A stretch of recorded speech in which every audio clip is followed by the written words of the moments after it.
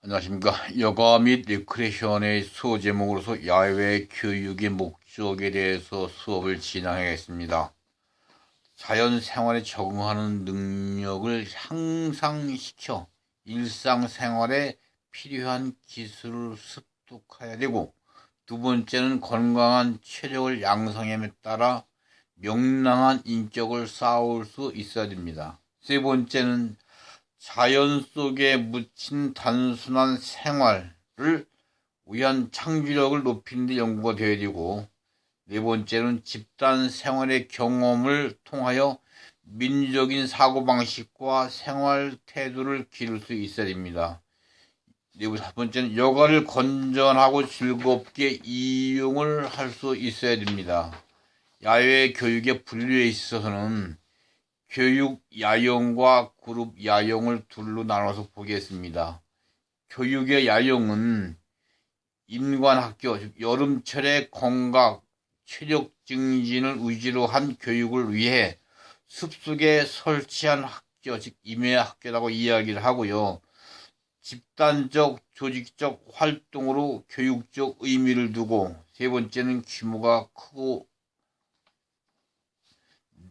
그룹 야영에서는 행동이나 생활에 대한 사전 계획 없는 경우가 많습니다. 목적이 명확하지 않고 개방된 분위기 또는 야영 시 여러 가지 문제점이 파생될 수 있기 때문에 사전 준비와 조사를 통해 행동 계획과 생활 규범을 미리 정해 놓는 것이 바람직하다고 볼 수 있습니다. 또는 사이클 야영, 가족들끼리 여가를 이용한 드라이버 야영도 있습니다.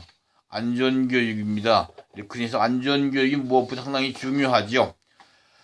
등산, 하이킹, 수영, 보트, 카누, 양궁, 승마 등을 통하여 스포츠 코스, 운동 조건, 스포츠 용구의 안전과 사용법 등을 알게 되고요. 두 번째는 캠프파이어 준비와 취사 활동을 통하여 불 지피는 방법과 소화 방법 등을 알게 됩니다. 세 번째는 사이클, 낚시, 게임 등을 통한 장소 찾기와 자연에 대한 경외심을 배우는 겁니다.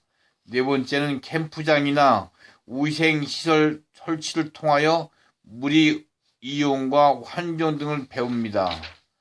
레크레이션 야외에서 도덕적인 방법, 도덕교육을 또 빼놓을 수 없지요. 도덕적 교육에 있어서는 먼저 온 사람이 있을 때에는 인사를 하고 활동하고 싶은 구역에 대한 양해를 구합니다. 뒤에 온 사람은 친구로서 맞이하고 주위 상황을 친절하게 가르쳐 주는 것이 있습니다. 세 번째, 도덕교육에서는 유신문을 습득하면 그 장소와 흔적을 남겨두거나 어느 곳에 맡겨두었다고 명시를 하는 것이 중요합니다. 네 번째는 흐르는 물을 사용할 때는 타인이 사용하는 수역 근처의 상류를 피하는 것이 좋습니다. 물을 사용할 때는 배수구를 만들어 주위를 더럽히지 않는 것이 꼭 필수적입니다. 흐르는 물에 남은 밥이나 쓰레기를 버리지 않는 것도 상당히 주의하고요. 낚시터 가까이에서 수영을 하거나 보트를 타거나 고성을 내지 않는 것도 하나의 도덕교육이죠. 또 레크레이션 도덕교육에 있어서는 휴지, 빈 캔, 빈병 등을 함부로 버리지 않고 가져가는 겁니다. 다음은 화장실 및 쓰레기장을 만들 때는 반드시 뚜껑을 만들어 덮는 것이 중요합니다. 또는 해충, 독초, 구추 제거에 협력하고 야생초 및 꽃들을 함부로 꺾지 않는 것이 무엇보다 중요합니다. 올라오는 등생각이 있을 때에는 길을 비켜서 그들을 먼저 통과시킨 다음 내려오는 것이 예의입니다. 사이클링에서는 도로폭을 넓게 대열하거나 불법적인 속도로 추월하지 않는다. 연락 등 의뢰할 사항이 있으면 협력합니다. 다음은 허가 없이 타인의 사진을 찍거나 모델로 사용하지 않습니다. 다음은 다른 사람의 활동에 대한 비평등을 하지 않습니다. 또 도덕적 교육은요. 식사 중인 사람을 힐끔거리며 보거나 옆에 사람이 있을 때 고성방가를 하질 않습니다. 다음은 불을 지폈을 때 뒤처리를 잘하고 안전을 확인하며 주변을 깨끗이 청소를 해야 됩니다. 다음은 활동한 곳에 떠날 때는 그곳을 깨끗이 청소하고 떠난 잔류나 관리자에게 인사를 하고 떠나는 것이 예의입니다. 등산 시에는 등산 명부에 기입하고 하산 일시 및 장소를 명시하는 것이 꼭 중요합니다. 또 하나 도덕교육에서는 짐과 연료를 통로에 내려놓거나 활동하는 장소를 독점하지 않는 것이 중요합니다. 마지막 도덕교육은 텐트를 친 후에 잘 정돈해두고 잘 청소하여 사용한 날짜를 기입해 별차를 세워두는 것이 중요합니다. 야외 교육의 종류입니다. 레크레이션 야외 교육의 종류에 뭐가 있나 한번 살펴봅시다. 근로교육이 있고요. 자연학습이 있고 예술교육이 있고 체육 스포츠로 다뤄놨습니다. 야외 교육의 종류에서 근로교육은 청소 작업, 도로 보수, 텐트 설치, 취사장 설치, 연료 구하기, 쓰레기 처리 등이 있으며 자연학습으로 봤을 때는 동식물의 이름, 습성, 분포, 생육과정, 조건, 번식, 유해 등과 자연 현상에 대한 대응, 천재 관측, 기상, 바다의 자연 현상, 지질, 지형, 광물 등에 대한 지식방위의 판정과 측량 방법을 두고 있습니다. 예술 교육 면에서는 야외극, 회화, 공작, 사진, 무용 등을 다루고 있고요. 마지막 체육 스포츠로서 야외 교육의 종류는 등산, 하이킹, 수영, 보트, 카누, 래프팅, 사이클링, 낚시, 체조, 육상 경기, 승마, 크로스컨트리, 오리엔티어링, 활쏘기 게임, 댄스, 심자랑 같은 것들이 여러 가지가 있죠.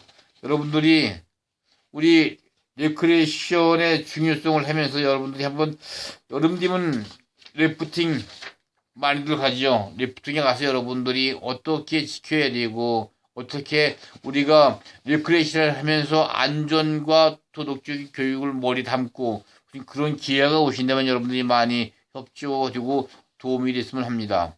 야외 교육의 프로그램의 원칙입니다. 레크레이션에서 야외 교육의 프로그램의 원칙입니다.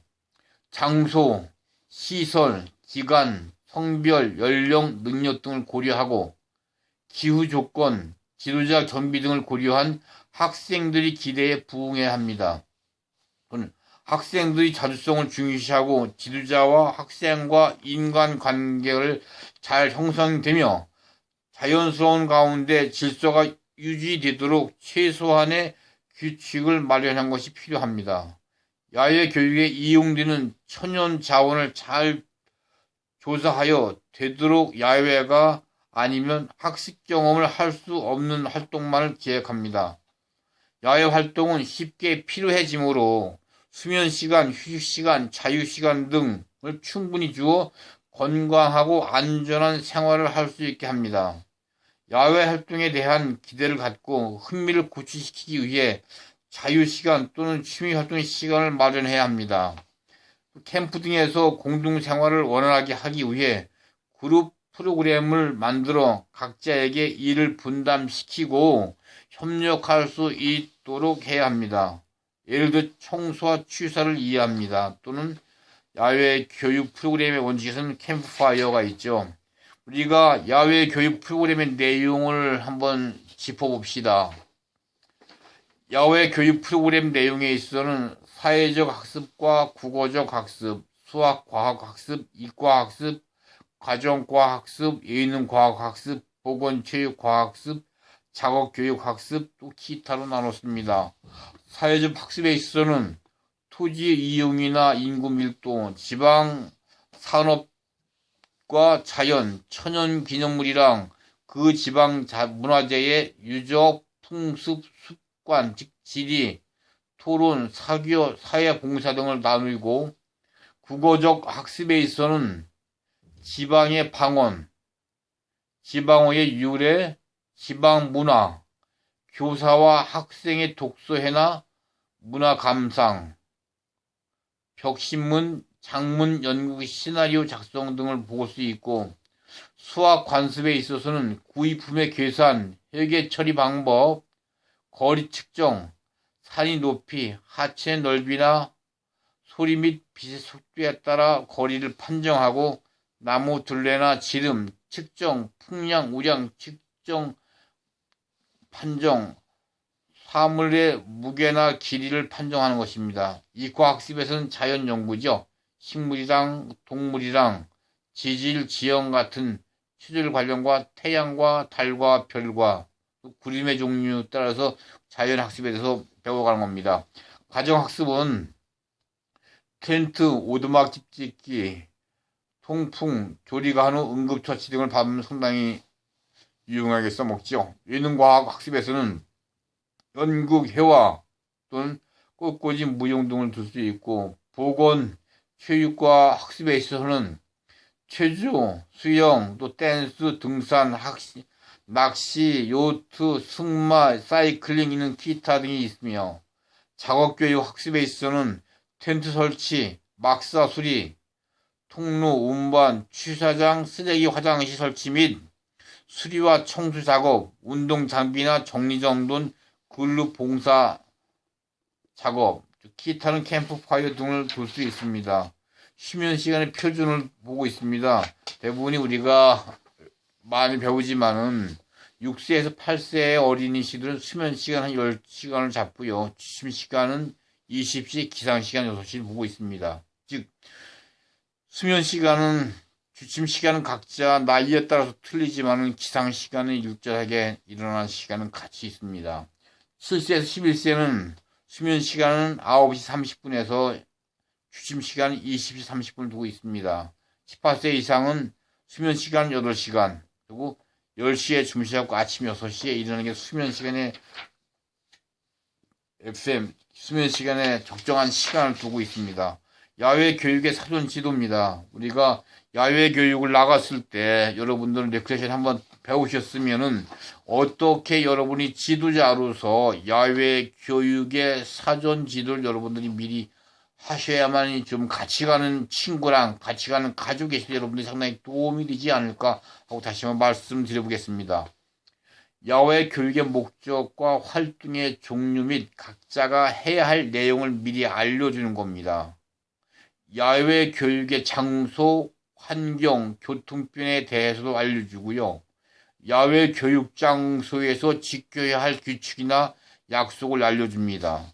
또 학생들의 성명, 지도자의 얼굴이나 이름을 잘 알도록 하고 자기의 지참물과 복장에 대하여 잘 확인하고 그 준비를 잘 하도록 하는 겁니다.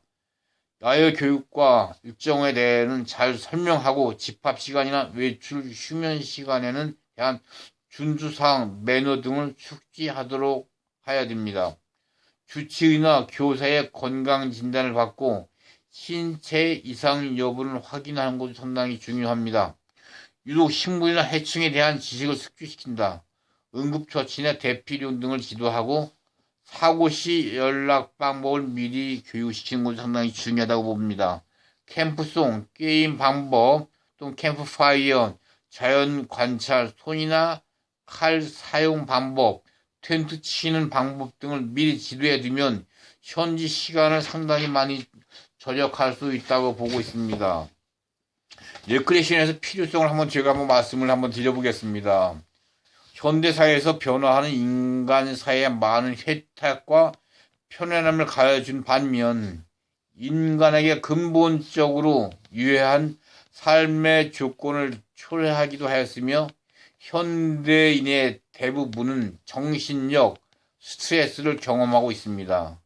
모든 개인은 그들의 필요성, 이득, 그리고 욕구에 맞는 레크레이션에 참여함으로써 기쁨을 경험할 것이며 레크레이션은 이러한 생활, 자유, 행복, 추구권과 같은 필수 불가결한 개념을 달성하는 데 많이 도움이 되지 않을까 생각하고 있습니다. 여러분들에 있어서 또는 이벤트 산업 활성화의 방안에서는 다소 다양한 소재 및 아이디어를 여러분들이 발굴을 해보고요. 두 번째는 지역 활성화 차원의 이벤트를 한번 육성해보고, 세 번째는 전문 이벤트 프로듀스 양성을 시작을 해보고, 치밀한 사전 계획을 꼭 준비를 해야 됩니다. 그리고 스폰서의 적극적인 유치도 한번 해보고요. 가족끼리 갔을 때 그 스폰서가 아빠가 하느냐, 엄마가 하느냐, 아니면 본인이 부담하느냐 하는 그 행사 성공 여부에 좌우합니다. 뭐가요? 스폰서가요. 또 이벤트 내용의 질적 향상입니다. 만약에 어떠한 이벤트로 그 레크레이션 이끌고 나갈까 할 때는 다양하고 복합적인 역할이 있고 축제의 분위기가 있고 기초 욕구의 충족이 있을 것이며 독특함, 진실성 이런 것이 많이 있을 겁니다. 효율적인 행사장 관리도 상당히 많이 중요하기 때문에 사람이 많이 모이는 이벤트를 기획하고 운영할 경우에는 행사장의 관리에 가장 중점을 두어야 합니다. 즉 행사장의 관리에는 적합한 행사장 장소 선정과 군중 통제 및 안전 조치를 중요시 여겨야 되며 교통수단의 관리와 현장 통제, 행사 지역의 공간적 제한 또는 항상 염두에 두면서 리크레이션을 이끌어 나가야 될 겁니다. 마지막 부분은 이벤트 전시 기술 향상입니다. 어떠한 리크레이션 이벤트를 있어서 첨단적인 것만 중요한 것이 아니라 전통적인 방법을 찾아서 소박한 기술을 새로운 기술을 사용하여 훨씬 더 신선한 효과를 거두는 경우도 많습니다. 그러나 전반적으로 아직까지 이벤트 운영에 필요한 시스템, 특히 전시 기술 면에서는 우리 기술 수준은 낮으므로 전시 기술 향상에 시급한 실정이면 여러분들이 좀 더 창의적이고 좀 더 그 나이층과 그 자연 환경에 따라서 여러분들이 잘 생각을 해서 이어나가시기 바랍니다. 예, 수고하셨습니다.